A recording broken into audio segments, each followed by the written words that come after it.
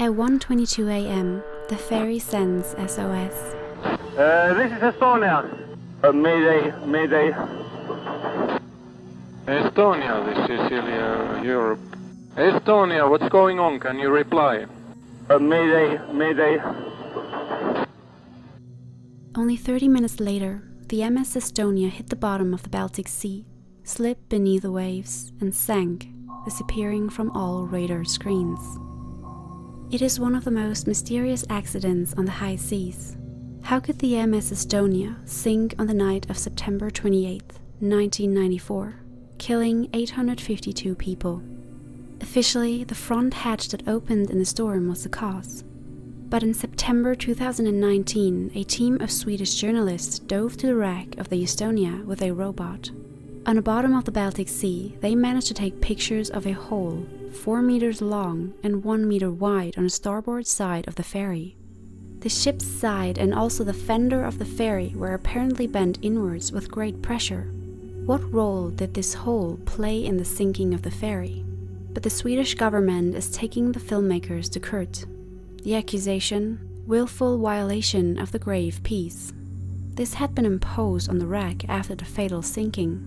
Do you expect to go to jail tomorrow evening? I have done what I've done. I'm just a journalist on duty, and if I need to be punished for that, that's up to the court. Should the truth be covered up? On Tuesday, September 27, 1994, after 14 years of service for 4 different owners and operators, MS Estonia was docked in Tallinn and preparing for another regular voyage to Stockholm. As a so-called roll-on and roll-off ferry, where trucks and cars can enter via a ramp at the bow and leave the port of destination via the stern ramp with the visor open, Estonia was the largest and most modern passenger ship operating on the Baltic Sea at that time. Therefore, it quickly became a symbol of her new country's independence from Russia in 1991. On board that day were 40 trucks, 34 cars, 803 passengers, and 186 crew members. For many of the crew, this voyage was their first professional crossing, and most of them were Estonian. At 7:15 p.m., Estonia departed Tallinn, a quarter of an hour late for their 15-hour trip across the Baltic Sea. 2 hours later, a storm began to form. Waves up to 6 meters high hit the ship. In order to make up for the delay, Captain Anderson allowed the ship's diesel engines with 24,000 horsepower to propel the 157-meter-long ship at full speed, or 19 knots. That's about 37 kilometers per hour. Captain Arvo Anderson was trained in the Soviet Union and had 23 years of experience at sea. He had been Estonia's captain since he joined S-Line, so the voyage to Stockholm wouldn't have been out of the ordinary to him. While the winds increased, the list of the Estonia was slowly growing, now reaching between 5 and 6 degrees. Passengers were now starting to notice the storm outside by the pitching and rolling of the ship. Some joked that the bartenders would give them free champagne, a reference to the Titanic tragedy. By 10:30 p.m., the winds had sped up to 80 kilometers per hour, now blowing headlong into the ship, which slowed the ship's speed to about 15 knots or 27 kilometers per hour. The pitching of the ship was now disrupting movement through the hallways. Sudden lurches threw the passengers against the walls, sometimes into other passengers. At this time, many passengers went to their cabins to turn in for the night, or because they were getting seasick due to the heavy movement of the ship. At 12:30 a.m., Captain Anderson ordered the ship's stabilizing fins extended to keep the ship stable. At around 1 a.m., a loud metallic bang was heard throughout the ship, sounding as though it was coming from the 55-ton bow. A watchman reported this to the bridge, while Captain Anderson retired for the night and passed command to his second officer, Avo Piht. Unrealized at the time, the visor, the front part of the ship, which opened up to allow vehicles on and off the Estonia, had been damaged by the continuous pounding of the waves, and a hinge had failed. None of the warning lights indicating an open visor lit up, because the sensors were positioned such that they would detect if the visor weren't completely closed, not damaged. Passengers and crew reported similar sounds from the front of the ship for the next 15 minutes until the visor actually separated. Now, water began pouring in, flooding the car deck and causing the Estonia to list heavily starboard.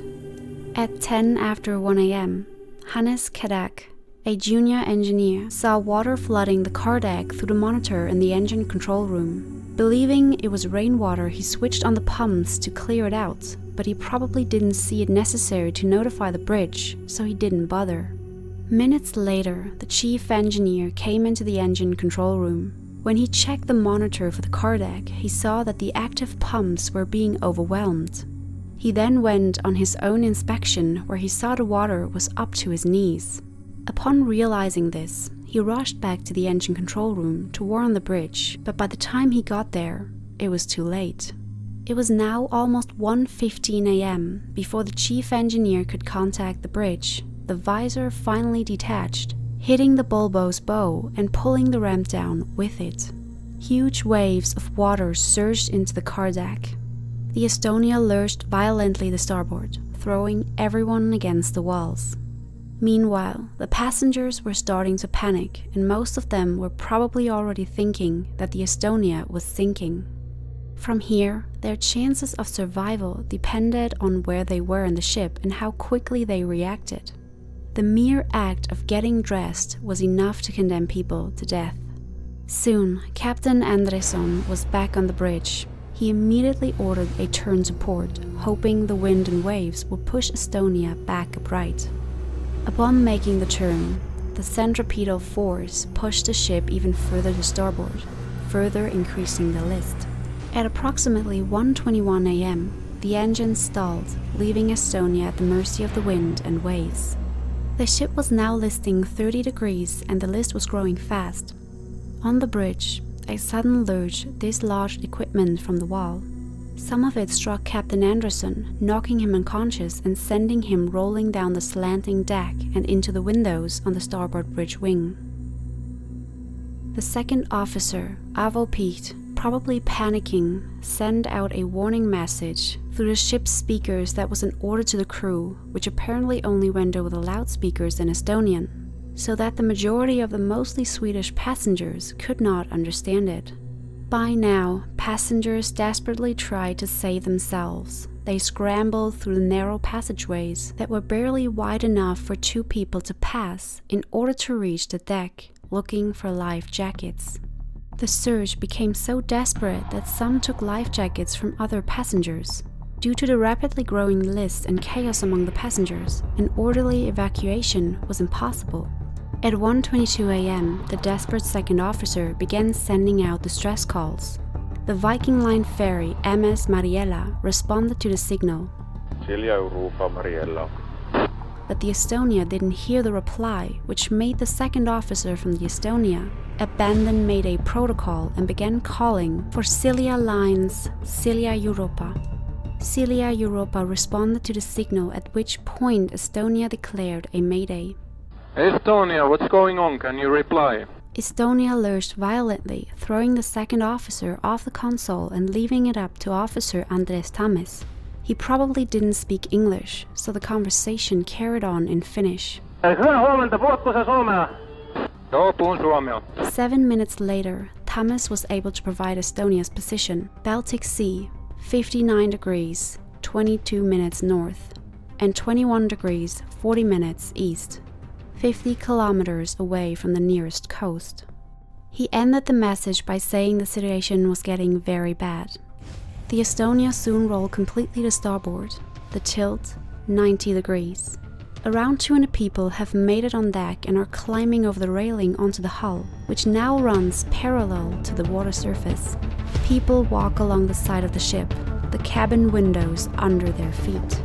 At 1:50 a.m., 35 minutes after the visor fell off, the Estonia capsized and hit the bottom of the Baltic Sea. Around 80 meters below, slipped beneath the waves and sank, disappearing from all radar screens of the 14 ships rushing to help. Passengers who had escaped the ship now found themselves adrift in the stormy seas.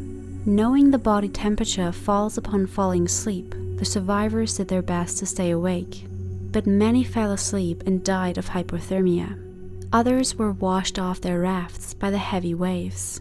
At 2:12 a.m., the Mariella reaches the last position of the Estonia, but there's no ship left.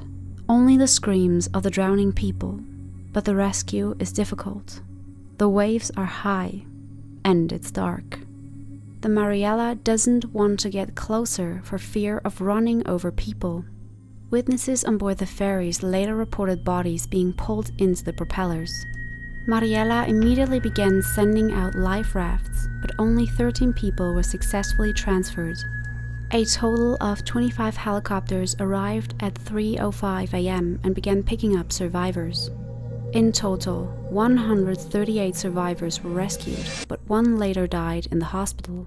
The vast majority of the survivors were young men. 7 people over 55 years old survived. Even 27 years after the sinking of the Estonia raises many questions, some of which will never be finally clarified.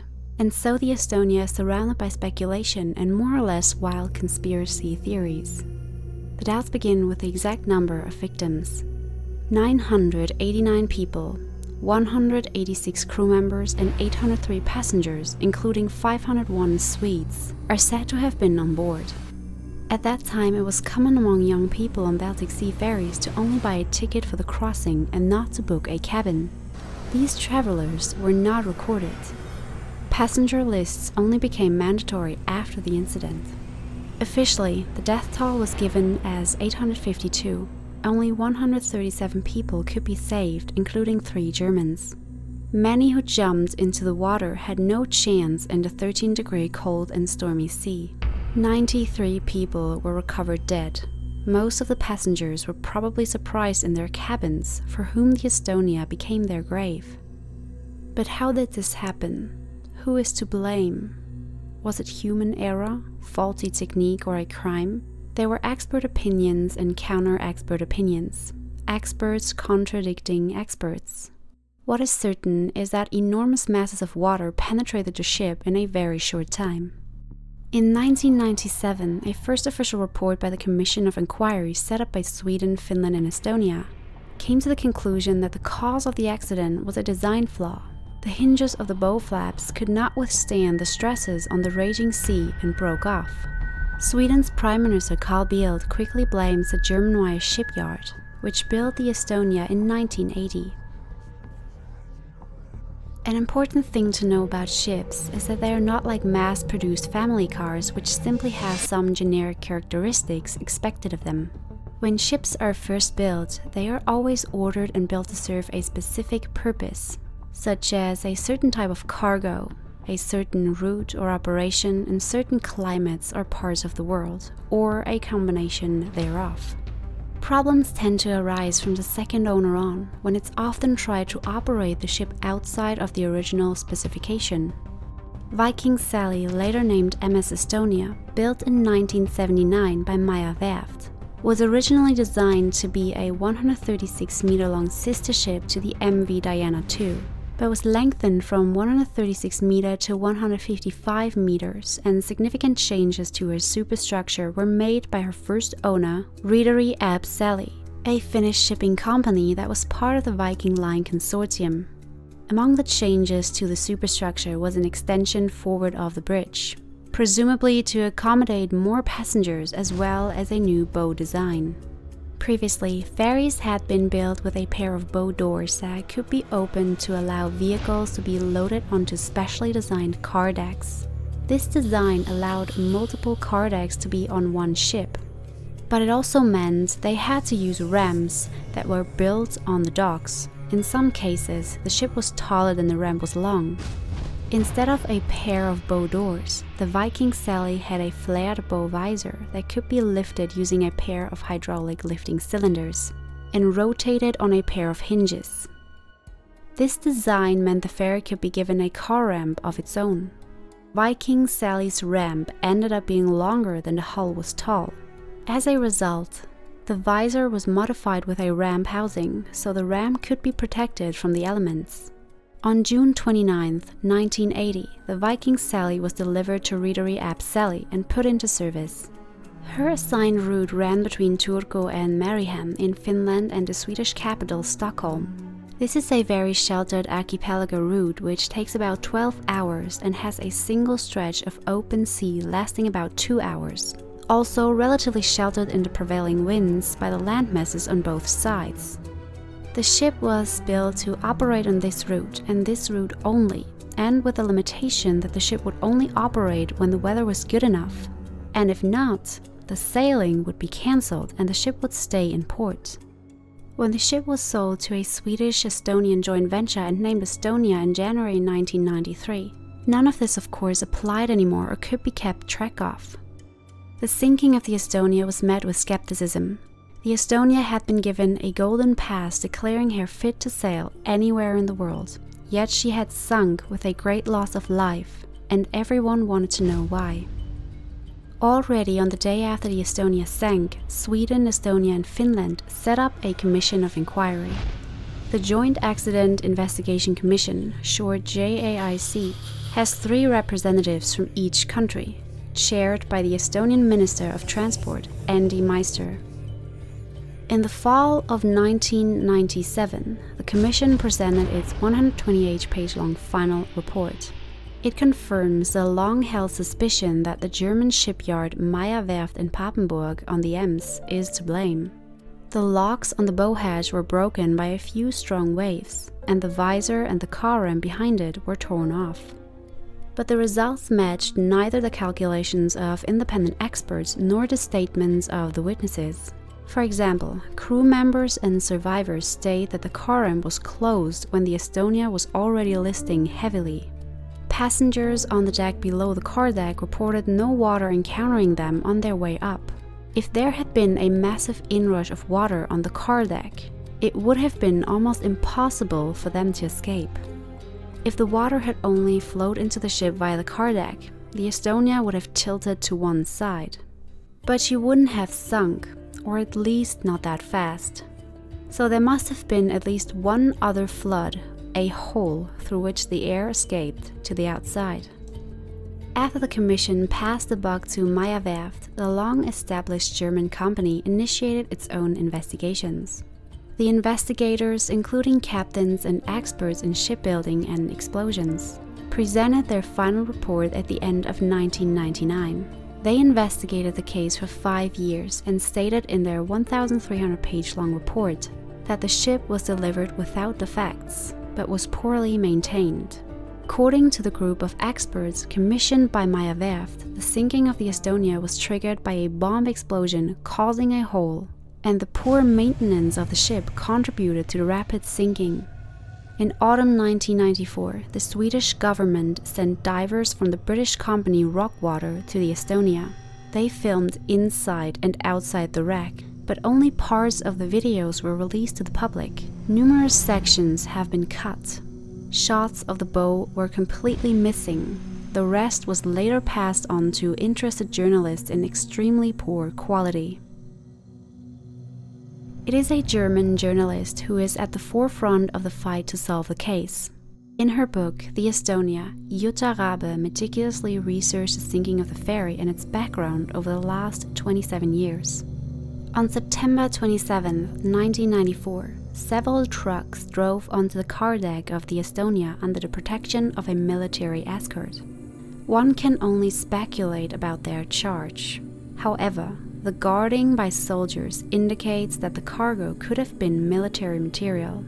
In her book, Rabe provides a number of indications that, in addition to high-tech equipment, there were also raw materials for biological and chemical weapons on board the Estonia that night. Among other things, the Swedish military admitted that military transports were carried on civilian ferries. On December 13, 2006, former Estonian Foreign Minister Trivimi Väliste surprisingly admitted to having been one of the people who approved and oversaw these transports. Väliste, who was a member of the Estonian Parliament from 1994 and had been a member of the investigative committee the entire time, also named the then Estonian Prime Minister, Mart Laar, as another of the prominent backers behind the military transports on the Estonia. That would explain why no state is interested in clarifying the case. Transporting military goods on a passenger ferry, thereby jeopardizing the lives of hundreds of people, is a scandal. However, in the late 1990s, Rabe began investigating where the mysterious hole beneath the waterline might be. The rock-water divers had mentioned an opening on the Estonia starboard side, although video footage of this has disappeared. To find this hole, Rabe organized an expedition to the wreck in August 2000, together with US dive operator Greg Bemis. Because there are no Swedes, Finns or Estonians on board, i.e. nobody who can be forbidden from diving to the Estonia, the Coast Guard could not do much. The crew sent divers and a diving robot to the wreck to record videos and collect metal samples from the bow, where the bomb is believed to have exploded. Rabe sent the metal samples to different laboratories in Germany and the USA for examination. 2 of them conclude that an explosion blew up the metal. Only the Federal Institute for Materials Testing sees it differently. The changes in the metal probably came from a shot peening treatment of the steel before it was first painted in the early 1980s. The fact that the Maya shipyard reported in writing that the Estonia had never been treated in this way is apparently irrelevant to the institute. However, experts from the Hamburg Shipbuilding Research Institute and the Technical University of Hamburg-Harburg simulated the sinking on a computer in 2006 and 2007. They came to a conclusion similar to that of the Commission in 1997. There was no explosion. One thing is certain. When the Estonia sank in the sea, the bow flap was missing, as several survivors saw from their lifeboats. It is also true that the passenger ship was not equipped for crossing on the high seas, certainly not through pack ice, as was the case in winter. The fact that it did so from 1993 is because all ship safety authorities in Estonia, Sweden and Finland overlooked the numerous shortcomings. In fact, the bow visor had warped so much from driving in the pack ice that the crew had problems opening and closing the flap. During the investigation, divers recovered the bolt of the so-called Atlantic lock from the lower edge of the bow visor. An important piece of evidence for the Commission, one would think. But the Commission's technical investigator threw the bolt back into the Baltic Sea. His reason? The bolt would not have fit into the helicopter. The bizarre detail is just one of the many inconsistencies in the Commission's investigation. Overall, the impression is that the results were clear from the start. Because the testimonies did not fit the theses with the design flaws, most of the survivors were not even hurt. Others were put under pressure to change their statements, and several audio recordings disappeared. Anything that contradicts the results of the investigation remains unmentioned. Divergencies are swept under the carpet. There are even rumors of a submarine. This, however, raises 2 questions.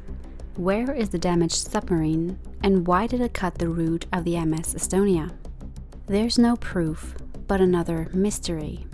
Deputy Captain Arvo Picht was among 8 rescued crew members who were taken to the Finnish island of Ute. Finnish and Estonian TV stations later showed the list of survivors with Picht's name on it. Eyewitnesses reported seeing the 39-year-old distributing life jackets on the ship's deck and in one of the life rafts. He's also said to have been identified on TV pictures. Then the trail of all 8 men was lost. Later they were pronounced dead. Swedish media reported that Picht had been seen in different places around the world. 2 years after the Estonia went down, the Swedish government was trying to literally bury the problem and wanted to dump 385,000 tons of sand and rubble onto the Estonia. Official reason? No one should disturb the peace of the dead. But even before the plan was approved in Stockholm, ships were already bringing in tons of debris and tipping it over the Estonia. Only massive protests from Swedish citizens and relatives prevented the wreck, like the Chernobyl reactor, from being sealed under a huge concrete sarcophagus. As a result, a ban-mile agreement was concluded on July 1st, 1995. That placed a restricted area around the wreck of the Estonia. Diving is prohibited. 8 out of 9 countries bordering the Baltic Sea, as well as Great Britain, have joined. only Germany did not sign. A general ban is not possible because the wreck lies in international waters. However, anyone who tries to do so will be pushed back by the Swedish Coast Guard. Documentary filmmakers Henrik Evertsson and Linus Andersson therefore used a German ship to drive to the scene of the accident and film the wreck. We scanned the hull of the ship from a certain distance. For example, we were never inside the ship, he says. We believe that we have committed no crime. Gothenburg District Court found on February 8, 2021 that the two Swedes, who could have faced heavy fines or up to 2 years in prison, had committed acts that are punishable under the so-called Estonia Act, but could not be punished because at the time they were on a German-flagged ship in international waters. Germany was not bound by the agreement, and the vessel the team used to send down their robot in September 2019 was seen as German territory. After the documentary series was released in 2020, Sweden, Finland and Estonia have changed the relevant laws, paving the way for the new official wreck investigation, which is estimated to cost around 5.5 million euros. The Estonian icebreaker Eva 316 and the Swedish research ship Electra F. Asko set sail on 8th of July 2021 and drove to the site of the wreck. A religious ceremony was held on board the two ships with bishops from Sweden, Estonia, Lithuania and Finland to commemorate those killed in the 1994 accident. In mid-July 2021, over the course of 8 days, diving robots and sonar devices were lowered to the Estonia and confirmed Evertsson's finds. There were 2 holes in the ship's hull. Experts like the Estonian naval architect Merten Vaikmaa believe that a large rock on the sloping seabed could have caused the hole as it sank. It was not yet possible to take pictures from the inside, although there is now access to a parking deck because the ramp had fully opened and detached from the ship.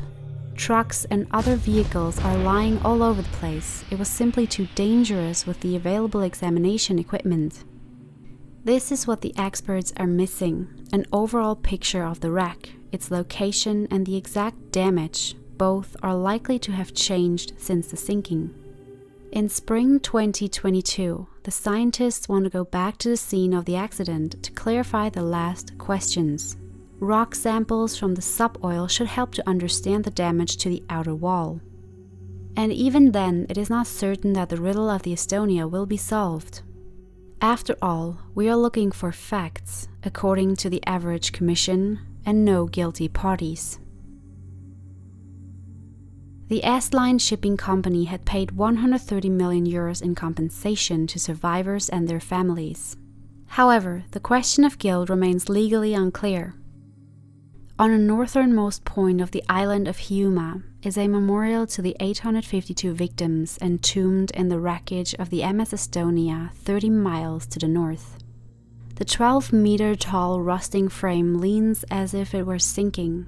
A pivoting cross with a bronze bell at the end hangs down in the center.